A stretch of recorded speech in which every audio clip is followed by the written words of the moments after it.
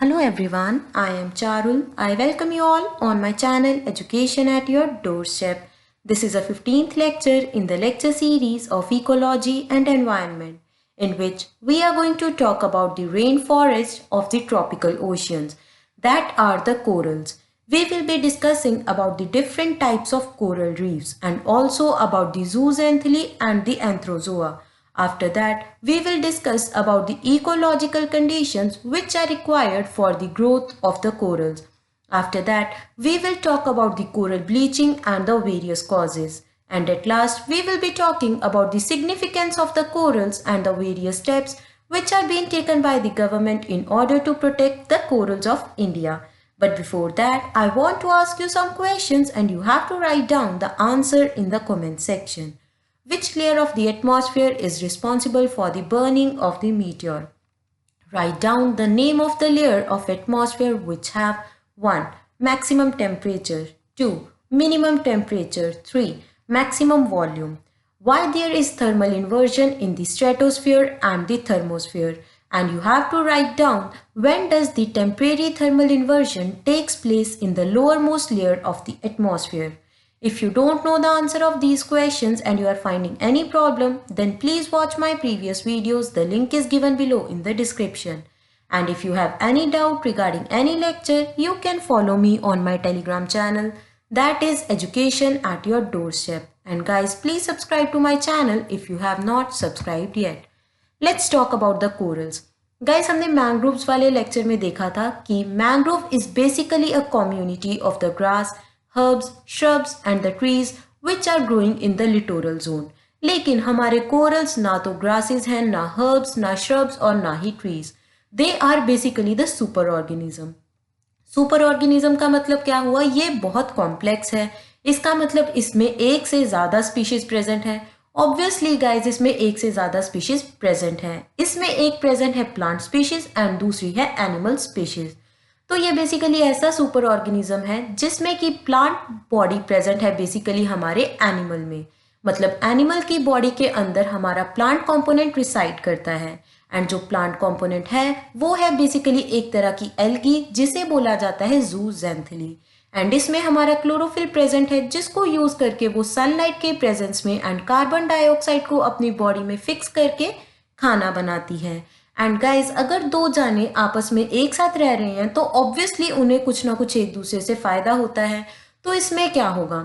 जो हमारा plant component है वो एनिमल कंपोनेंट को खाना प्रोवाइड करेगा एंड जो हमारा एनिमल कंपोनेंट है वो हमारे प्लांट कंपोनेंट को प्रोटेक्शन प्रोवाइड करेगा. तो प्लांट कंपोनेंट है एल्गी जिसे जूज़ैंथेली बोला जाता है एंड हमारे एनिमल कंपोनेंट को बोला जाता है coral polyp because it is very rich in calcium content. And guys, also the animal component belongs to the family of the Anthrozoa. मतलब जिस स्पीशीज को हमारा एनिमल कंपोनेंट बिलोंग करता है उसे बोला जाता है एंथ्रोजोआ एंड जो हमारी एल्गी है वो है जूज़ैंथेली. तो गाइज हमारे मैंग्रोव्स लिटोरल जोन में प्रेजेंट थे एंड हमने वेटलैंड्स वाले लेक्चर में पढ़ा था कि corals are also included under the wetland. So basically it is also an ecotone between the terrestrial and the aquatic ecosystem. तो लिटोरल जोन भी तो ऐसा ही था.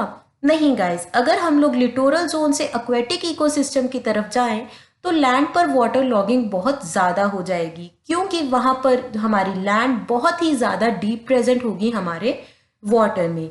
लेकिन हाँ, वहाँ पर लैंड ज़रूर प्रेजेंट होगी क्योंकि ये हमारे वेटलैंड का पार्ट है. तो बेसिकली लिटोरल जोन से अगर हम लोग एक्वेटिक इकोसिस्टम की तरफ जाएं जहां पर की वाटर लॉगिंग बहुत ज़्यादा है उसे बोला जाता है नेरिटिक जोन एंड इसी जोन में हमारे कोरल्स ग्रो करते हैं.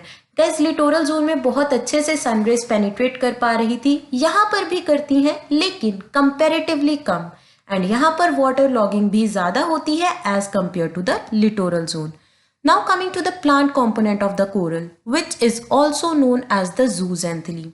Zooxanthellae एक तरह की एल्गी है जिसके पास प्रेजेंट होता है chlorophyll and in the presence of chlorophyll वो क्या करता है कि सनलाइट को एब्जॉर्ब करता है, कार्बन डाइऑक्साइड को अपनी बॉडी में फिक्स करता है in the form of glucose जो कि बेसिकली यूज करता है हमारा एनिमल कॉम्पोनेंट.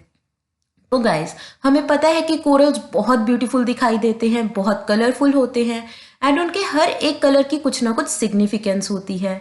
मतलब अगर वो रेड या फिर ग्रीन है तो बेसिकली वो बहुत हेल्दी हैं, लेकिन अगर वाइट या फिर येलो हो गए हैं तो इसका मतलब है हमारे कोरल्स को किसी तरह का थ्रेट है। तो बेसिकली दो चीजें हुई, एक तो हमारी जूजेंथली एनिमल कंपोनेंट को खाना देगी एंड दूसरी चीज ये है कि ब्यूटीफुल कलर होगा हमारे कोरल्स का only because of the zooxanthellae. Now coming to the animal component, जो कि है बेसिकली कोरल पॉलिप। पॉलिप का मतलब होता है कैल्शियम, मतलब हमारे कोरल के एनिमल कंपोनेंट में बहुत ही ज्यादा कैल्शियम प्रेजेंट है, जिसलिए इसको कोरल पॉलिप बोला जाता है। एंड जो ये एनिमल कंपोनेंट है ये बेसिकली बिलोंग करता है एंथ्रोजोआ फैमिली को। तो गाइस होता क्या है कि एनिमल कंपोनेंट की बॉडी में हमारा प्लांट कंपोनेंट प्रेजेंट होता है एंड इन दोनों में एक सिम्बायोटिक रिलेशनशिप होगा, इसीलिए ये दोनों साथ में है। तो क्या होगा, प्लांट कंपोनेंट हमारे एनिमल कंपोनेंट को खाना प्रोवाइड करेगा एंड हमारा एनिमल कंपोनेंट जो कि बहुत ही ज्यादा रिच है कैल्शियम में, तो वो हार्ड भी होगा, जिसकी वजह से क्या होगा कि वो हमारे प्लांट कंपोनेंट को प्रोटेक्ट करेगा। अभी प्रोटेक्ट किस चीज से करेगा, मतलब अगर कोई भी टाइडल करंट्स है, ओशनिक करंट्स है या फिर फास्ट ब्लोइंग विंड्स हैं, क्योंकि एल्गी तो बहुत हल्की होती है, तो वो tidal currents, oceanic currents and हमारी फास्ट ब्लोइंग विंड्स के साथ आराम से कहीं और जा सकती हैं। तो बेसिकली उन्हें प्रोटेक्ट करने का काम करता है हमारा animal component. Now let's talk about the rain forest of the tropical ocean, जो कि है हमारे कोरल्स। तो गाइज इससे एक चीज बहुत ज्यादा क्लियर हो रही है कि ये प्रेजेंट होंगे हमारे ओशियंस में, जो कि प्रेजेंट होंगे हमारे ट्रॉपिकल रीजन में। एंड ट्रॉपिकल रीजन होता है 23.5 डिग्री नॉर्थ से लेकर 23.5 डिग्री साउथ तक। तो इसी रीजन में हमें कोरल्स मिलने वाले हैं। एंड गाइज इन्हें रेन फॉरेस्ट इसलिए बोला जाता है क्योंकि एक तो यहाँ पर बहुत वाटर है, क्योंकि बेसिकली यहाँ पर तो वाटर लॉगिंग है, क्योंकि ये नेरिटिक जोन में ग्रो करते हैं। एंड दूसरी बात ये है कि इनमें जो है गाइस बहुत ही ज़्यादा बायोडाइवर्सिटी होती है, डिफरेंट डिफरेंट तरह के कोरल्स प्रेजेंट होते हैं, डिफरेंट डिफरेंट कलर्स होते हैं एंड ये बहुत ही ज़्यादा रिच इन बायोडाइवर्सिटी होते हैं, इसीलिए इन्हें बोला जाता है rain forest of the tropical ocean. तो अभी हमें ये चीज़ क्लियर हो गई कि rain forest of tropical ocean इसे क्यों बोला जाता है।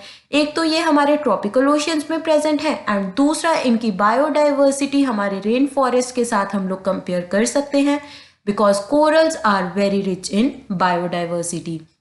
गाइस जैसा कि हमें पता है कि जो हमारा अमेज़न रेन फॉरेस्ट है that is the lungs of the earth and वहाँ की कैनोपीज बहुत ब्यूटीफुल होती हैं एंड ऐसे ही हमारे कोरल्स भी बहुत ब्यूटीफुल होते हैं। तो गाइज अगर हम लोग बात करें कि इंडिया का कितना जियोग्राफिकल एरिया अंडर कोरल्स है, तो वो है सिर्फ 2% एंड वो भी बेसिकली प्रेजेंट है एक तो गुजरात वाले एरिया में एंड दूसरा लक्षद्वीप आइलैंड्स में। क्योंकि लक्षद्वीप आइलैंड्स बेसिकली है ही कोरल्स, वो बने हुए हैं हमारे एटॉल्स से। एटॉल्स मतलब हॉर्स शू शेप्ड कोरल्स, तो लक्षद्वीप आइलैंड बेसिकली कोरल्स की ही एग्जाम्पल है। Now coming to the thing कि गाइज अगर हम लोग सारी कंट्रीज को देखें और उनका जियोग्राफिकल एरिया अंडर कोरल देखें तो जिसका मैक्सिमम आता है दैट इज द इंडोनेशिया। लेकिन अगर हम लोग सबसे बड़े कोरल की बात करें तो वो है हमारा ऑस्ट्रेलिया का एंड वो बहुत ही फेमस है बैरियर रीफ ऑफ ऑस्ट्रेलिया के नाम से। एंड गाइज ये नियरली 2000 किलोमीटर्स तक एक्सटेंडेड है, तो आप अंदाज़ा लगा सकते हैं कि कितना बड़ा होगा हमारा बैरियर रीफ ऑफ ऑस्ट्रेलिया। तो guys this is the super organism जिसे हम लोग बोलते हैं कोरल, जिसमें बाहर है हमारा एनिमल कंपोनेंट एंड उसकी बॉडी में प्रेजेंट है प्लांट कंपोनेंट जो कि इसे खाना प्रोवाइड करता है एंड बहुत ही ब्यूटीफुल कलर देता है, जिसकी वजह से हम लोग इसे rain forest of tropical ocean भी बोलते हैं। तो गाइज मैंने एक टर्म यूज की थी रीफ, मैंने आपको बोला था कि बैरियर रीफ सबसे बड़ा है ऑस्ट्रेलिया का। तो आखिर ये रीफ क्या होते हैं? रीफ का मतलब ग्रुप ऑफ कोरल्स। तो बेसिकली बहुत डिफरेंट टाइप्स की रीफ होती हैं, जैसे कि है हमारी फ्रिंजिंग रीफ। अगर कोरल्स हमारे कोस्टल रीजन्स के साथ अटैच्ड हैं तो उन्हें बोला जाता है फ्रिंजिंग रीफ। मतलब हमारे कोरल्स और कोस्टल एरिया में कोई भी डिस्टेंस नहीं है, वो उसी के साथ अटैच्ड है, तो वो बेसिकली बोले जाते हैं फ्रिंजिंग रीफ। गाइज अगर कोई भी चीज दूसरी चीज के साथ लगी होती है तो हम लोग बोल देते हैं कि it is fringed to that. If the corals are fringed to the coastal areas then it is known as the fringing reef. उसके बाद बात करते हैं गाइस पैच रीफ के बारे में। तो अगर हमारे कोरल्स एंड कोस्टल एरिया के बीच में एक बहुत ही नैरो वाटर बॉडी हो तो उसे लगून बोला जाता है एंड इस तरह के कोरल्स को बोला जाता है पैच रीफ। मतलब ऐसे ग्रुप ऑफ कोरल्स जो कि बेसिकली हमारे कोस्टल एरिया से एक नैरो वाटर बॉडी के थ्रू सेपरेट हो रहे हैं एंड इस नैरो वाटर बॉडी को लगून बोला जाता है। तो ऐसे कोरल्स को बोलेंगे पैच रीफ एंड इन्हें बोट चेन रीफ भी बोला जाता है। क्योंकि गाइस जैसे बोटिंग बहुत ज़्यादा वाइड एरिया में नहीं की जाती तो ऐसे ही हम लोग याद रख सकते हैं कि लगून हमारे कोरल्स को और हमारे कोस्टल एरिया को सेपरेट करता है एंड इसे हम लोग बोट चेन रीफ भी बोलते हैं। Now coming to the barrier reef. Guys barrier का मतलब दोनों में बहुत गैप है। तो हमने पैच रीफ में देखा था कि बहुत ही नैरो वाटर बॉडी थी जिसे लगून बोला जाता था एंड वो हमारे कोरल्स एंड कोस्टल रीजन्स को सेपरेट कर रही थी। तो ऐसे ही बैरियर रीफ में एक बहुत ही वाइड वाटर बॉडी होती है जो कोरल्स को सेपरेट करती है हमारे कोस्टल रीजन से एंड इस तरह के कोरल्स को बोला जाता है बैरियर रीफ। एंड हमने देखा है कि ऑस्ट्रेलिया का बैरियर रीफ सबसे बड़ा है जो कि नियरली 2000 किलोमीटर तक एक्सटेंडेड है। Now coming to the atolls. Guys मैंने आपको बोला था कि Lakshadweep islands are composed of the atolls which basically means the horseshoe shaped corals। मतलब कोरल्स जो हमारे हॉर्स शू की शेप के हों तो ऐसे कोरल्स को हम लोग बोलते हैं एटॉल्स। तो गाइज अभी ABC 3 इमेजेस हैं एंड आपको कमेंट सेक्शन में बताना है कि कौन सी हमारी पैच रीफ है, कौन सी बैरियर रीफ है एंड कौन सी है हमारे atolls. Now coming to the faros. Guys अगर हम लोग एटॉल्स के एक ग्रुप को कोई नाम देना चाहें तो उसे बोला जाता है फेरोज। तो बेसिकली लक्षद्वीप में बहुत सारे एटॉल्स प्रेजेंट है तो उसे हम लोग फेरोज भी बोल सकते हैं। तो गाइज हमने क्या देखा, फ्रिंजिंग रीफ में क्या था कि अगर हमारे कोरल्स हमारे कोस्टल एरिया के साथ अटैच्ड हैं तो उन्हें फ्रिंजिंग रीफ बोलेंगे। अगर एक नैरो वाटर बॉडी है उसमें जिसे लगून बोला जाता है तो पैच रीफ बनेंगे। अगर बहुत ही वाइड वाटर बॉडी है तो बैरियर रीफ बनेगा। अगर हॉर्स शू शेप्ड कोरल है तो एटॉल बनेगा एंड ग्रुप ऑफ एटॉल को बोलेंगे faros. Now coming to the ecological conditions जिसमें बेसिकली हमारे कोरल्स ग्रो करने वाले हैं। गाइस बहुत ही ज़्यादा सेंसिटिव होते हैं। ऐसा नहीं है कि जैसे हमारे मैंग्रोव्स बहुत ही ज़्यादा हार्श इकोलॉजिकल कंडीशंस में भी सर्वाइव कर पा रहे थे लेकिन हमारे कोरल्स उतने ज़्यादा इकोलॉजिकल कंडीशंस को अडेप्ट नहीं कर पाते। तो बेसिकली पहली चीज़ तो ये है कि इन्हें ग्रो करने के लिए कोई ना कोई प्लेटफॉर्म चाहिए होता है एंड वो प्लेटफॉर्म बेसिकली मिलता है इन्हें सबमरीन बेंच के रूप में। क्योंकि गाइस जो लैंड है वो बेसिकली सबमर्ज्ड अंडर वाटर होगी क्योंकि वो बेसिकली वेटलैंड है।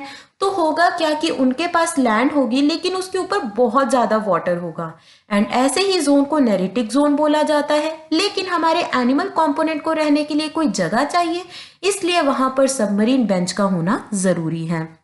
Now coming to the temperature. तो गाइज हमें पता है कि ये ट्रॉपिकल रीजन में प्रेजेंट होते हैं इसीलिए तो इनको rain forest of the tropical ocean बोला जाता है। तो गाइज इन्हें बेसिकली टेम्परेचर चाहिए होता है 19 से लेकर 22 डिग्रीज तक। अगर टेम्परेचर इससे ज़्यादा हो या फिर इससे कम हो तो गाइज ये बहुत ही थ्रेट में आ जाते हैं एंड इनकी हो जाती है ब्लीचिंग। मतलब इनका ब्यूटीफुल रेड और ग्रीन कलर तो कहीं गायब हो जाता है एंड ये वाइट और येलो हो जाते हैं। मतलब बेसिकली इनकी पेलिंग हो जाती है। Now coming to the salinity. तो गाइज बेसिकली अगर ये ओशंस में है तो ओशन का वाटर तो सैलाइन होता ही है। तो गाइज होगा क्या कि जब वाटर सैलाइन है तो ये इतनी सैलिनिटी नहीं सहन कर पाते तो एक कुछ थोड़ी सी रेंज ही है जिसमें ये बेसिकली सरवाइव कर पाएंगे। तो अगर बेसिकली हमारे वाटर में है सैलिनिटी 17 से लेकर 30 ppt मतलब पार्ट्स पर मिलियन 1000। हमने गाइज लास्ट लेक्चर में देखा था ppm पार्ट्स पर मिलियन, इसमें है पार्ट्स पर 1000। इसका मतलब अगर हम लोग 1000 पार्ट्स ऑफ वाटर लें तो उसमें बेसिकली 17 से लेकर 1000 पार्ट्स ऑफ सॉल्ट प्रेजेंट हो सकते हैं एंड इस रेंज तक हमारे जो कोरल्स हैं वो बेसिकली सैलिनिटी में ग्रो कर सकते हैं। Now coming to the thing कि सेडिमेंट्री वाटर हो, अगर मतलब हमारे वाटर में कुछ पत्थर हो, रॉक्स हो, ऐसा कुछ भी हो, सैंड हो, तो बेसिकली ये उसको ज़्यादा अच्छे से एक्सेप्ट नहीं कर पाते क्योंकि बेसिकली वो सेडिमेंट्स हमारे कोरल्स के माउथ को बंद कर देंगे, जिसकी वजह से ना तो हमारे कोरल्स तक सनलाइट आ पाएगी और ना ही वहां पर बेसिकली ज़्यादा न्यूट्रिएंट्स रह पाएंगे और ना ही हमारे प्लांट कंपोनेंट को कार्बन डाइऑक्साइड मिलेगी, जिसकी वजह से हमारा प्लांट कंपोनेंट डेड हो जाएगा। एंड जैसे कि हमारे एनिमल कंपोनेंट को अभी कोई भी खाना नहीं मिलेगा, तो इसके कारण क्या होगा, हमारा एनिमल कंपोनेंट भी खत्म हो जाएगा। लेकिन गाइस डिपेंड करता है कि अगर ये कंडीशन थोड़े टाइम के लिए है तो हमारे कोरल्स रिकवर कर पाएंगे, लेकिन अगर ये बहुत लंबे टाइम के लिए चलेगा तो कोरल बेसिकली डेड हो ही जाएगा। एंड गाइस सेडिमेंट्री वाटर का एक और नुकसान होगा कि ये जो सेडिमेंट्स हैं वो बेसिकली हमारी upper layer of the water में तैरेंगे, जिसकी वजह से क्या होगा कि सनलाइट अंदर तक पेनिट्रेट नहीं हो पाएगी।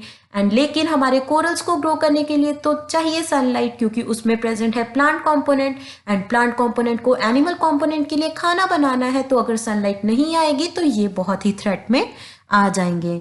Now coming to the sunlight, तो गाइस हर एक प्रोड्यूसर को फोटोसिंथेटिक एक्टिव रीजन की लाइट ही चाहिए होती है, जो कि बेसिकली होती है विजिबल रीजन की लाइट। मतलब इन्हें बेसिकली सन रेज अच्छे से चाहिए ग्रो करने के लिए, क्योंकि हमारे प्लांट कंपोनेंट को एनिमल कंपोनेंट के लिए खाना बनाना है एंड मोर ओवर उसे ब्यूटी भी ऐड ऑन करनी है हमारे कोरल्स में। तो बेसिकली बहुत अच्छी सनलाइट की पेनिट्रेशन होनी चाहिए, लेकिन जैसा कि हमें पता है कि ये थोड़ा वाटर के ज़्यादा अंदर होगा, तो यहाँ पर पेनिट्रेशन कम होगी as compare to the littoral zone. Now coming to the nutrients, guys हमने देखा था कि एस्चुरीज में बेसिकली एक ऐसी एस्चुरी होती है जिसमें बहुत ही ज़्यादा न्यूट्रिएंट्स प्रेजेंट होते हैं, that is the nutrient trap estuary, जिसमें जो हमारा फ्रेश वाटर का फ्लो है वो बेसिकली इक्वल हो जाता है टाइडल फ्लो के। तो तब वहाँ पर न्यूट्रिएंट ट्रैप हो जाते हैं, मतलब पानी में बहुत ही ज़्यादा न्यूट्रिएंट्स प्रेजेंट होते हैं एंड जो हमारे कोरल्स हैं उन्हें बहुत न्यूट्रिएंट्स की ज़रूरत पड़ती है खाना बनाने के लिए। इसीलिए गाइस बेसिकली ये ऐसे रीजन में ग्रो करेंगे जहाँ पर न्यूट्रिएंट्स बहुत ज़्यादा होंगे। एंड गाइस ये बेसिकली हमारे न्यूट्रिएंट ट्रैप रीजन में आप आसानी से इन्हें ढूंढ सकते हैं। Now coming to the coral bleaching, आखिर ये कोरल ब्लीचिंग होती क्या है? गाइस किसी भी चीज को ब्लीच करने का मतलब क्या है, उसका कलर खत्म कर देना। तो ऐसे ही हमारे कोरल ब्लीचिंग तब होती है जब किसी भी तरह का थ्रेट हो हमारे कोरल्स को, जिसका मतलब क्या हुआ कि अगर मान लो कि टेम्परेचर बहुत ज़्यादा बढ़ गया, टेम्परेचर बहुत कम हो गया, या फिर सेडिमेंट्स बहुत ज़्यादा इंक्रीज हो गए वाटर में, जिसकी वजह से हमारी जो सन रेज है वो कोरल्स तक नहीं पहुंच पाई, या फिर सैलिनिटी 30 ppt से ज़्यादा बढ़ गई, या फिर वहाँ पर कोई सबमरीन बेंच नहीं रहा, या फिर कुछ भी हो गया जिसकी वजह से हमारा बेसिकली जो प्लांट कंपोनेंट था वो अच्छे से ग्रो नहीं कर पा रहा, जिसकी वजह से गाइस क्या होगा कि उसमें फोटोसिंथेसिस नहीं होगी एंड जो हमारा ब्यूटीफुल कलर था कोरल्स का वो खत्म हो जाएगा इसकी वजह से। एंड हमारे जो कोरल्स हैं वो बेसिकली वाइट और येलो कलर के हो जाएंगे। तो गाइज अगर बेसिकली ये बहुत ही सुंदर कलर है इनका, तो हम लोग बोलेंगे कि कोरल्स बहुत हेल्दी हैं एंड वहाँ की बायोडाइवर्सिटी बहुत अच्छी है। लेकिन guys on the other hand अगर ऐसा हो कि इनका कलर वाइट हो जाए या फिर येलो, तो हम लोग बोलेंगे कोरल्स की ब्लीचिंग हो गई है। एंड कोरल ब्लीचिंग का मतलब हमारे कोरल्स थ्रेट में हैं एंड हमारी गवर्नमेंट को ध्यान रखना पड़ेगा कि कैसे बेसिकली वो इस कोरल ब्लीचिंग से इसे बचाए। एंड गाइज इस टाइम क्या होगा कि ये कोरल ब्लीचिंग बहुत सारे रीजंस के कारण हो सकती है, वाइट बैंड डिसीज के कारण, ब्लैक बैंड डिसीज के कारण, एंड इवन ये हो सकता है कि हमारा मैराइन पोल्यूशन बहुत ज़्यादा इंक्रीज हो गया है। So guys, we will discuss about the coral bleaching and the remaining topics of corals in the next lecture. So guys, if you enjoyed the video, then do like, share and subscribe. Thank you.